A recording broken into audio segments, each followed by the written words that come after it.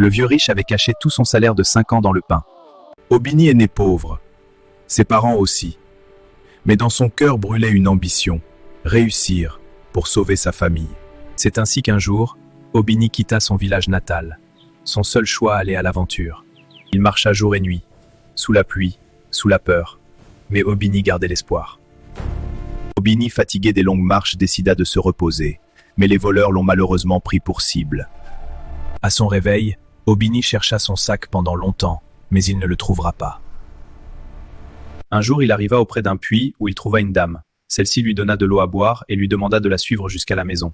Une fois à la maison, la jeune fille présente Aubigny à son père et lui raconte son aventure. Le vieux décida à ce que Aubigny travaille pour lui. Aubigny travailla pendant 5 longues années de labeur. À la 5e année où Aubigny devrait avoir son salaire, le vieux riche tomba gravement malade. Le vieux riche dit à Aubigny qu'il a pris tous 50 salaires d'Aubigny pour se soigner et qu'il ne peut pas le payer. Aubigny assis seul pensant au dit du vieil homme malade. 5 ans de dur labeur sans rien, mais garde son courage et décide de comprendre le vieillard. Le jour où Aubigny devrait partir, il se rendit au chevet du vieux pour lui dire au revoir. Mais le vieux lui dit qu'il a 2 conseils à lui donner.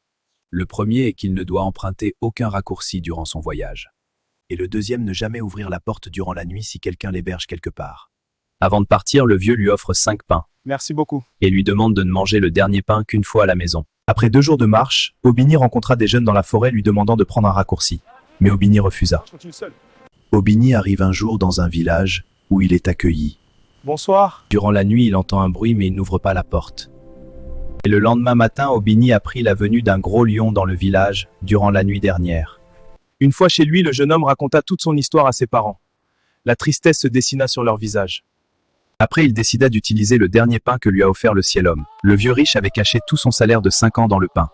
Lorsque nous laissons tout aller dans la vie, cela peut souvent nous sauver, car aussi longtemps que le cœur bat, tout est possible.